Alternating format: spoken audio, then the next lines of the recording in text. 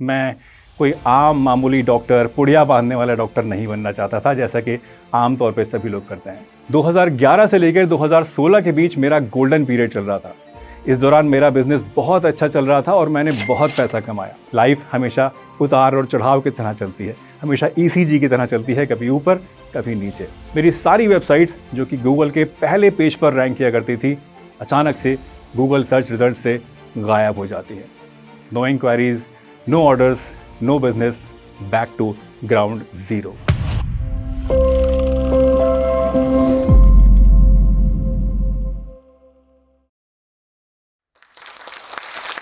मेरा नाम डॉक्टर सलीम है और मेरी पहचान एक यूट्यूबर और एक डॉक्टर के रूप में है।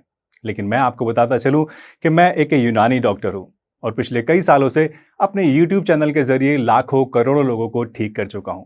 और ये मैं नहीं, मेरी वीडियोस के व्यूज और कमेंट्स बताते हैं। कहते हैं जिंदगी वैसी ही होती है जैसी हम सोचते हैं, लेकिन जिंदगी कभी भी हमारे प्लान्स के हिसाब से नहीं चलती। और मैं इसका एक जीता जागता सबूत हूं। एक छोटे से शहर का एक आम बच्चा जिसके पास एक टाइम पे 2 वक्त ठीक से खाना खाने के पैसे भी नहीं थे, आज 9 मिलियन लोगों के परिवार का हिस्सा है। और यही मेरी कहानी है। मैं अमरोहा नाम के एक छोटे से शहर में पैदा हुआ। शुरुआत में सब कुछ ठीक था। पापा डॉक्टर थे, मम्मा हाउसवाइफ थी, भाई बहन का प्यार मिलता था, मिडिल क्लास फैमिली थी, सब कुछ एकदम बढ़िया चल रहा था। लेकिन जब मैं 10 साल का हुआ, मेरी ज़िंदगी में एक ऐसा बड़ा भूचाल आया, एक ऐसा हादसा मेरे साथ हुआ कि एक झटके में सब कुछ बदल कर रख दिया। दरअसल जब मैं 10 साल का था तो मेरे मम्मी और पापा अपने आपसी मतभेदों के चलते अलग हो गए थे और मैं अपनी मम्मी के साथ, अपने भाई बहनों के साथ अपने ननिहाल में पला बड़ा। अब शुरुआत में हमें अपने पापा की सपोर्ट नहीं थी और ननिहाल में भी ऐसा सच कोई नहीं था जो कि हमें सपोर्ट कर पाता सोशली, इकोनॉमिकली या फिर इमोशनली। और इससे सब के चलते हालात बहुत ख़राब हो रहे थे। जो भी हमारा गुजारा था वो सिर्फ मम्मी की जो थोड़ी बहुत सेविंग्स थी उससे चला करता था। और हालात एक टाइम पर ऐसे हो गए थे कि हमारे पास 24 घंटे में 4 लोगों की फैमिली के लिए 1 कप दूध भी नहीं होता था और खाने पीने के लिए भी बहुत ही लिमिटेड चीज़ें थीं। एज ए चाइल्ड जब आपके पेरेंट्स सेपरेट होते हैं, अलग होते हैं, उनके बीच डिवोर्स होता है, तो ये एक ऐसा मेंटल ट्रॉमा होता है जो मैं ये दुआ करूंगा कभी किसी बच्चे को फेस ना करना पड़े। जब मैं छोटा था तो मैंने इस ट्रॉमा को इतना ज़्यादा एक्सपीरियंस किया है कि आज तक मेरे दिमाग में वो यादें काले साए की तरह बसी हुई हैं। दोस्तों, जब मैं छोटा था तो मेरे लिए हर दिन एक इम्तिहान की तरह हुआ करता था। मैं जब सुबह उठता था तो मुझे डर लगता था कि मैं बाहर कैसे जाऊं, लोगों से कैसे मिलूं। स्कूल जाता था तो टीचर्स कहते थे तुम्हारे पेरेंट्स क्यों अलग हो गए। मेरे फ्रेंड्स के सामने जब मुझसे इस तरह के सवाल पूछे जाते थे तो जिस तरह की गिल्ट और जिस तरह का शर्म मुझे आती थी वो सिर्फ मैं ही समझ सकता हूँ। जब मैं दुकान पर जाता था कुछ लेने के लिए, मार्केट जाता था, तो तरह तरह के दुकानदार मुझे बुला बुला कर मेरे घर के बारे में गॉसिप किया करते थे। और सच कहूँ, इसका मेरे दिमाग पर इतना बुरा असर पड़ा कि मैंने लोगों से मिलना जुलना ही छोड़ दिया। और ये एक्सपीरियंस जो मैंने अपने बचपन में फेस किया है, मैं दुआ करूँगा कि ऊपर वाला कभी भी किसी को ये बचपन में इस तरह का एक्सपीरियंस ना कराए, क्योंकि ये एक ऐसा ट्रॉमा है जो मेरे साथ आज तक जिंदा है। मैं आज भी कभी अगर अपनी पुरानी चीज़ों को याद करता हूँ तो मैं इमोशनल हो जाता हूँ, मेरी आंखों से आंसू आ जाते हैं। या कभी अगर मैं सुन लेता हूँ कि किसी के घर में कोई प्रॉब्लम है तो आज भी मेरे दिल में वही कसक दोबारा से जाग जाती है जो बचपन में हुआ करती थी। जैसे तैसे हमारा टाइम आगे बढ़ रहा था, लेकिन हालात को देखते हुए मेरे बड़े भाई ने, जो कि उस टाइम छोटे ही थे, 10th क्लास उन्होंने पास किया था, एक छोटी सी नौकरी करनी शुरू कर दी। मेरी मम्मी जो कि 12th क्लास पास थी, उन्होंने उस टाइम पे एक छोटा सा कंप्यूटर कोर्स किया और वहीं शहर में एक क्लैरिकल जॉब शुरू कर दी। मुझे याद है मेरी मम्मी को उस टाइम पर 1500 रुपये महीना मिला करते थे, जो कि देखा जाए तो एक बहुत ही छोटा सा अमाउंट है, लेकिन उस टाइम पे हमारे लिए वो डूबते को तिनके का सहारा बन गया। जैसे तैसे हमारा टाइम आगे बढ़ रहा था, लेकिन पैसों की तंगी दिन ब दिन बढ़ती ही जा रही थी। पैसों की तंगी की वजह से मुझे अपना स्कूल भी चेंज करना पड़ा। मैं शुरुआत में अपने शहर के एक अच्छे प्राइवेट स्कूल में पढ़ा करता था, लेकिन जब पैसों की तंगी हुई और उस स्कूल के फीस भरने के पैसे हमारे पास नहीं थे तो मुझे वो स्कूल छोड़कर एक गवर्नमेंट स्कूल में एडमिशन लेना पड़ा। अब देखा जाए तो ऐसा लगता है कि ये मेरी लाइफ का एक बहुत बड़ा सेटबैक रहा होगा। मेरी पढ़ाई पे, मेरे करियर पे इसका बड़ा बुरा असर पड़ा होगा, लेकिन सच्चाई ये है कि यही मेरी लाइफ का सबसे बड़ा टर्निंग पॉइंट था। जब मैं इस गवर्नमेंट स्कूल में गया तो अचानक से मेरी इमेज बहुत ही अच्छी हो गई। दरअसल जब मैं अपने प्राइवेट स्कूल में था तो मैं वहाँ एक बहुत ही शरारती, नॉन सीरियस टाइप का बच्चा हुआ करता था। लेकिन जैसे ही मैं गवर्नमेंट स्कूल में गया, मैं अपने टीचर्स का फेवरेट बन गया। एक्चुअली हुआ क्या कि जब मैं इस गवर्नमेंट स्कूल में गया तो वहाँ 7th क्लास में जो सिलेबस पढ़ाया जाता था वो मैं अपने प्राइवेट स्कूल में 5th 6th या क्लास में ऑलरेडी पढ़ कर आ चुका था। और इसी वजह से वहाँ आते ही मैंने सारे क्लासेस को टॉप करना शुरू कर दिया। मैं टीचर्स का फेवरेट बन गया और यहीं से मेरे अंदर पढ़ाई के लिए एक शौक जागा, एक सेंस ऑफ रिस्पॉन्सिबिलिटी आया और लगा कि अब जो अच्छी इमेज बन गई है मेरी, इसको मुझे ख़राब नहीं होने देना है। और इसीलिए जमकर पढ़ाई करी। मेरी मेहनत को देखते हुए मेरे भाई ने मुझसे कहा कि अब तुम 9th क्लास में जब आ रहे हो तो तुम जामिया मिलिया इस्लामिया के लिए ट्राई करो। अब शुरुआत में तो मैंने मना किया क्योंकि मैं छोटा था, दिल्ली जैसा बड़ा शहर, अकेले रहना और इतनी बड़ी यूनिवर्सिटी में जाना, दिल में कहीं ना कहीं एक डर था। लेकिन मेरे भाई ने मुझे वहाँ जाने के लिए मनाने के लिए मेरे साथ एक छोटा सा गेम खेला। वो मुझे बिना बताए घुमाने के बहाने दिल्ली लेकर गए और उन्होंने मुझे जामिया मिलिया इस्लामिया यूनिवर्सिटी दिखाई। सच कहूँ, जब मैंने वो जगह देखी तो मुझे लगा कि अब अगर मुझे पढ़ना है तो यहीं पढ़ना है और कहीं नहीं पढ़ना है।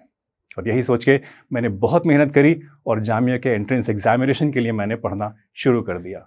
जामिया का टेस्ट बहुत ही टफ होता है, पूरे इंडिया से बच्चे वहाँ एडमिशन के लिए आते हैं, लेकिन मैंने पहले ही अटैम्प्ट में बिना किसी कोचिंग के और बिना किसी ट्यूशन सेंटर के, बिना किसी एक्सटर्नल सपोर्ट के उस एग्ज़ाम को क्लियर कर लिया। मुझे याद है जब मैं शुरू में दिल्ली गया तो मुझे हर महीने अपने घर से 1000 रुपये मिला करते थे। अब इन 1000 रुपये से मुझे रहने का भी इंतज़ाम करना होता था, कमरे का किराया भी देना होता था, खाना भी खाना होता था, ट्रांसपोर्टेशन भी करना होता था और इवन अपनी पढ़ाई का खर्चा भी उठाना होता था। एज ए चाइल्ड मेरे लिए एक बहुत ही चैलेंजिंग चीज़ थी ये। इसके लिए मैं बहुत ज़्यादा जद्दोजहद करता था। जहाँ भी मुझसे हो सकता था मैं पैसे बचाने की कोशिश करता था। इवन अपने खाने पीने के ऊपर भी मैं कहीं ना कहीं सैक्रिफाइस कर दिया करता था। मुझे याद है जब मैं अपने स्कूल में पढ़ा करता था तो मैं होटल में खाना खाता था। मैं दोपहर के टाइम में होटल में बैठ के खाना नहीं खाता था, बल्कि मैं पैक कराया करता था। और इसके पीछे एक बहुत बड़ा रीज़न था। मैं होटल से सब्ज़ी और रोटी पैक कराता था, उस सब्ज़ी को मैं आधा खाता था और वो आधी बची हुई सब्ज़ी मैं रात के लिए अपने घर पर जाकर रख लिया करता था, ताकि रात को मैं सिर्फ रोटी ही लूं और सब्ज़ी के पैसे मुझे दोबारा ना देने पड़े। और सच कहूं, वो एक एक रुपया जोड़कर जब मैं अपनी माँ को ले जाकर देता था तो उनके चेहरे पे जो खुशी आती थी, उस खुशी को देखकर मैं अपनी सारी परेशानियां, अपने सारे दुख भूल जाया करता था। जामिया में मैं 4 साल पढ़ा, 9th 10th 11th और 12th। और इन 4 सालों में मैंने जामिया में बहुत कुछ सीखा, बहुत एक्सपोजर मिला और मेरे अंदर बहुत सारे पॉजिटिव चेंजेस आए। 12th करने के बाद मैं PMT के एग्ज़ाम में बैठा। PMT यानी प्री मेडिकल टेस्ट। PMT के एग्ज़ाम में जैसा मोस्टली बच्चों के साथ होता है, फर्स्ट अटैम्प्ट में मेरा नाम नहीं आया, लेकिन मैंने हार नहीं मानी और मैं दोबारा से 1 साल गैप करके PMT के एग्ज़ाम के लिए तैयारी में जुट गया। मैंने बहुत मेहनत करी, पूरे साल पढ़ाई करी और नेक्स्ट साल जब PMT के एग्ज़ाम के लिए मुझे बैठना था तो मेरे साथ एक प्रॉब्लम आ गई। फॉर्म भरने के लिए मेरे पास सिर्फ 500 रुपये थे। अब इस 500 रुपये में मैं कोई भी एक फॉर्म भर सकता था। आप जानते ही हैं कि MBBS में एडमिशन होना कितना मुश्किल होता है, और अगर एक ही फॉर्म भरा जाए, एक ही कॉलेज में ट्राई किया जाए तो चांसेस और भी ज़्यादा कम हो जाते हैं। अब मैं कन्फ्यूज़ था कि करूँ तो करूँ क्या। 1 साल और गैप मैं नहीं करना चाहता था, जल्द से जल्द कुछ करना चाहता था और अपने पैरों पे खड़ा होना चाहता था।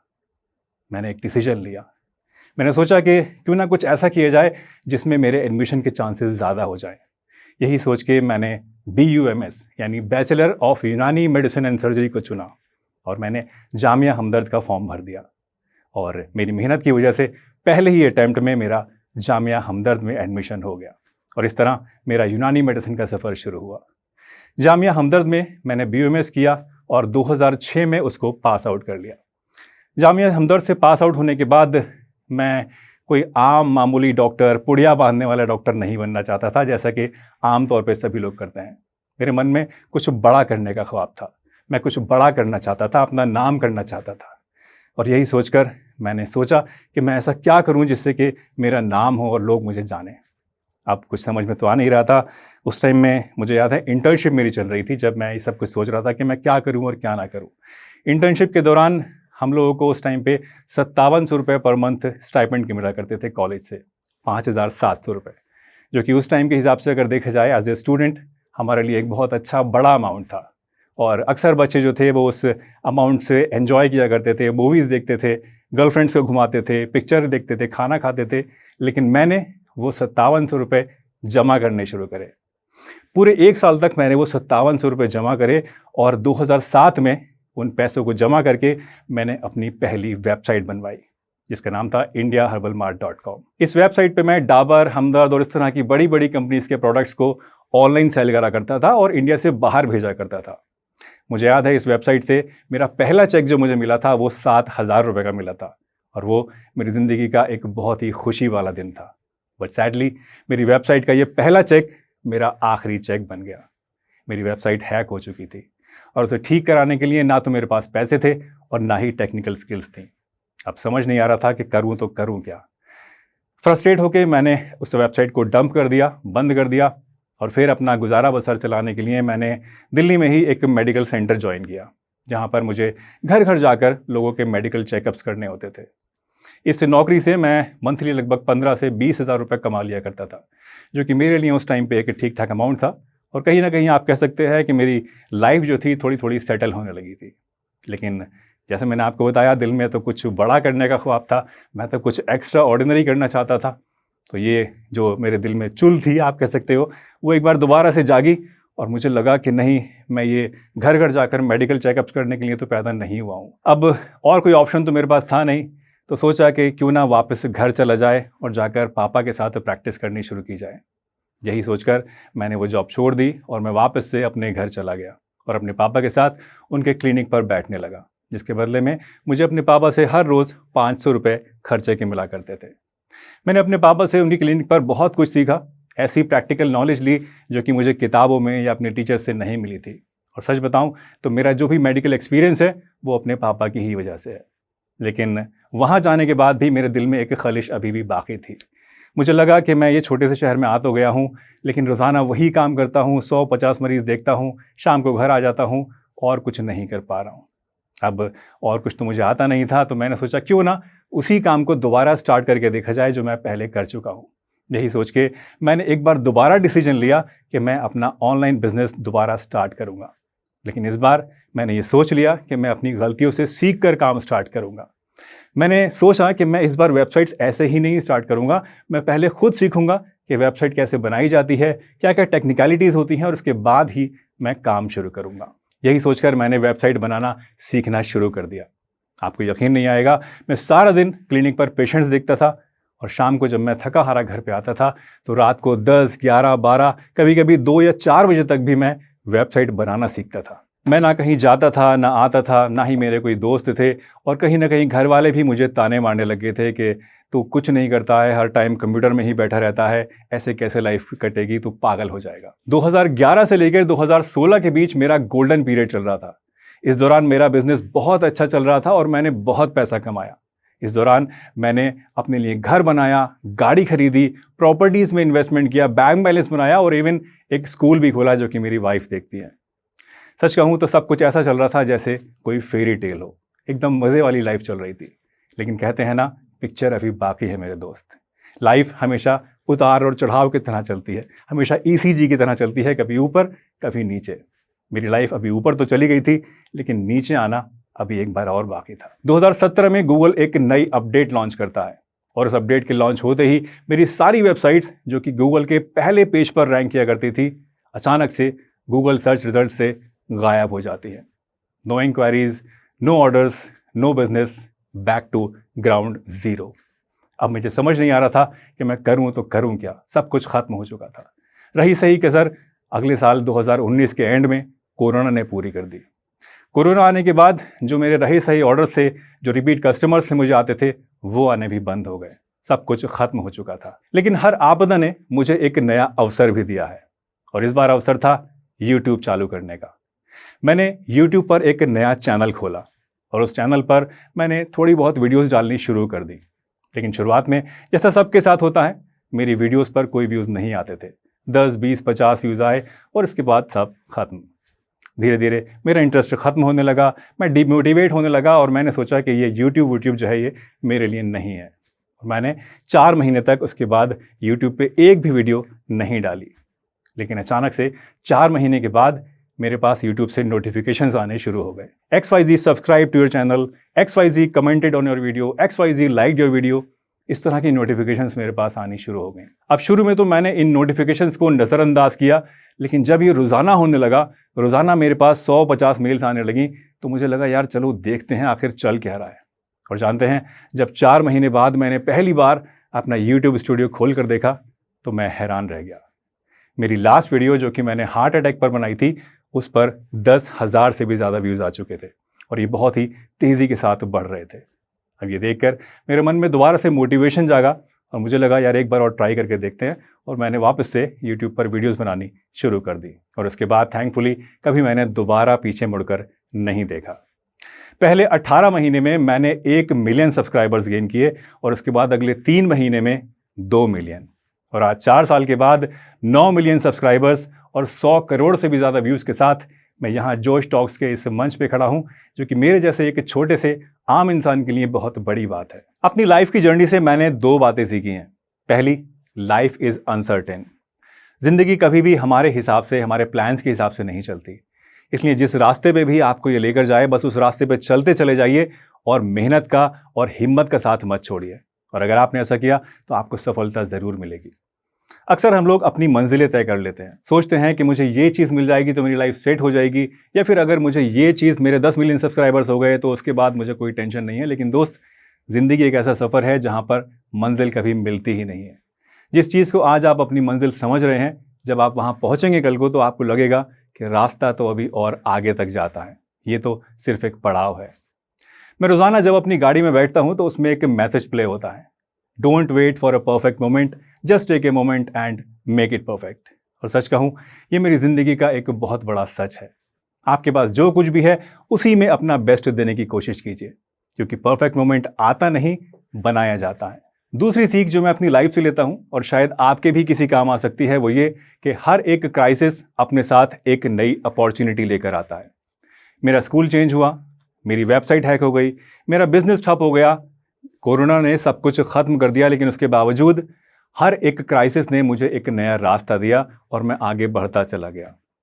ज़िंदगी में अगर आपको कभी ऐसा लगे कि आपके रास्ते बंद हो गए हैं, अब आगे कुछ नहीं बचा है, तो हिम्मत का साथ मत छोड़िए। आप अगर मेहनत करेंगे, हिम्मत अपने अंदर रखेंगे, तो आपको सफलता ज़रूर मिलेगी। कहते हैं ना, ऊपर वाला एक रास्ता बंद करता है तो 10 रास्ते खोल भी देता है।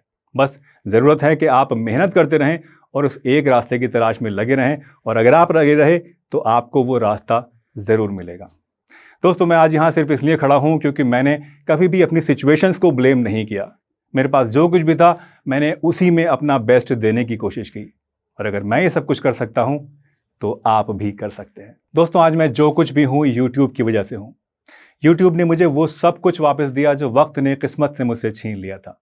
इवन मेरा ऑनलाइन बिजनेस भी, जो कि एक वक्त पे बिल्कुल ख़त्म हो गया था, जिसकी मैंने उम्मीद छोड़ दी थी, वो भी आज YouTube की मदद से दोबारा चल रहा है और पहले से ज़्यादा अच्छा चल रहा है। आज मैं जहाँ भी जाता हूँ, लोग मुझे पहचानते हैं, मेरे साथ फ़ोटोज़ खिंचवाते हैं, खुश होते हैं और मेरी तारीफ़ करते हैं। और सच कहूँ, इससे ज़्यादा सेटिस्फेक्शन किसी भी दूसरी चीज़ में नहीं मिल सकता। आज मैं YouTube से इतना कमा लेता हूँ कि मैं हर महीने अगर चाहूँ तो एक गाड़ी आराम से ख़रीद सकता हूँ। अब ये गाड़ी ऑल्टो है या मर्सिडीज़, ये आप गेस कीजिए। आप में से वो सभी लोग जो कि YouTube पर कुछ करना चाहते हैं, अपने आप को ग्रो करना चाहते हैं, उनके लिए बस मेरी एक ही एडवाइस है, कंसिस्टेंसी और हार्ड वर्क। अगर आप कंसिस्टेंसी के साथ YouTube पर काम करते रहेंगे और कोशिश करेंगे कि आपकी हर अगली वीडियो पिछली वीडियो से ज़्यादा बेहतर है, तो आप कामयाब ज़रूर होंगे। YouTube मेरे जैसे बड़े क्रिएटर्स के लिए ही नहीं है, आप सब के लिए भी है। इसलिए मेहनत करते रहिए, हिम्मत मत हारिए। ये मत सोचिए कि आज व्यूज़ हैं या नहीं हैं। बस अगर आप अपना काम करते रहेंगे तो एक ना एक दिन YouTube आपको रिकॉग्नाइज ज़रूर करेगा और आप भी मेरी तरह इस पर सफलता हासिल कर सकेंगे।